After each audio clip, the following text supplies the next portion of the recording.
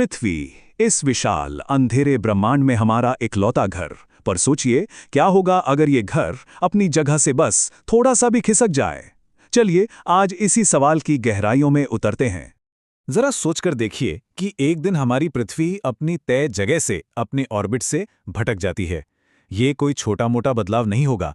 नहीं, ये एक ऐसी घटना होगी जो यहाँ पर जीवन के पूरे ताने बाने को हमेशा हमेशा के लिए बदल कर रख देगी। अच्छा, इस पूरी तबाही की कहानी को समझने से पहले ये जानना बहुत जरूरी है कि आखिर पृथ्वी की जो आज की पोजीशन है वो इतनी खास क्यों है। वैज्ञानिक इसे गोल्डीलॉक्स जोन कहते हैं। गोल्डीलॉक्स जोन, ये नाम एक पुरानी कहानी से लिया गया है जहां सब कुछ बिल्कुल सही होता है, ना ज्यादा ना कम। तो हमारे सोलर सिस्टम में ये वो जादुई जगह है जहां जिंदगी का अमृत यानी लिक्विड वाटर मौजूद रह सकता है। हमारी पृथ्वी असल में एक बहुत ही महीन धागे पर टिकी हुई है। अगर हम जरा सा भी सूरज के करीब गए तो शुक्र ग्रह की तरह जल जाएंगे, और अगर थोड़ा सा भी दूर चले गए तो मंगल की तरह बर्फ में जम जाएंगे। तो सवाल ये है कि आखिर ऐसी कौन सी ताकत है, कौन सी ब्रह्मांडीय शक्ति है जो हमारे ग्रह को उसके इस सेफ जोन से, उसके रास्ते से भटका सकती है। इसका जवाब किसी हॉलीवुड साइंस फिक्शन फिल्म जैसा लगता है। हो सकता है कोई बहुत बड़ा ग्रह अपने गुरुत्वाकर्षण से हमें खींच ले, या फिर हमारा अपना सूरज ही जैसे जैसे बूढ़ा होगा फैलना शुरू कर दे, या फिर कोई आवारा एस्ट्रॉयड हमसे टकरा जाए।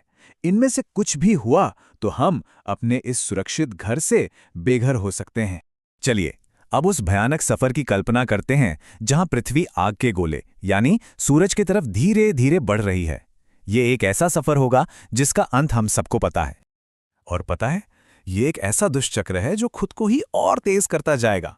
मतलब जितनी ज्यादा गर्मी उतनी ही ज्यादा भाप, और जितनी ज्यादा भाप उतनी ही ज्यादा गर्मी, और ये सिलसिला बस चलता ही जाएगा जब तक कि हमारी ये हरी भरी धरती शुक्र ग्रह की तरह एक जलती हुई भट्टी में न बदल जाए। तो ये थी आग की दुनिया।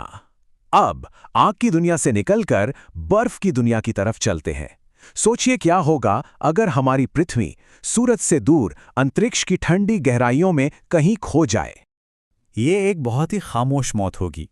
सूरज की रोशनी के बिना हमारे हरे भरे जंगल मुरझाने लगेंगे, और अगर पौधे ही नहीं रहेंगे तो पहले शाकाहारी जानवर भूखे मरेंगे और फिर मांसाहारी भी।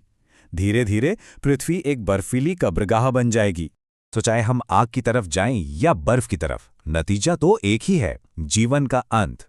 पर सवाल ये है कि ये अंत आखिर दिखेगा कैसा। आइए किसी भी जिंदा चीज के आखिरी पलों की कल्पना करने की कोशिश करते हैं। दोनों ही मामलों में जिस हवा से हम सांस लेते हैं वही हमारी दुश्मन बन जाएगी।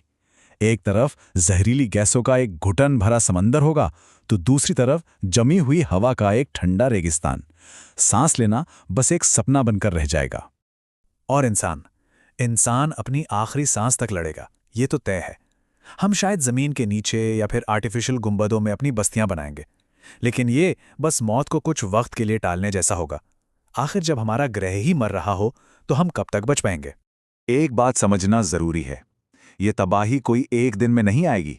ये एक धीमी दर्दनाक मौत होगी जो सदियों, शायद हजारों साल तक चलेगी। पहले मौसम बिगड़ेगा, फिर जंगल उजड़ेंगे, जानवर मरेंगे, और आखिर में हमारा पूरा का पूरा ग्रह एक बेजान पत्थर बन के रह जाएगा। तो ये है हमारी कहानी का अंत, और ये हमें बस एक ही बात याद दिलाता है कि हमारा होना इस ब्रह्मांड में कोई संयोग नहीं है।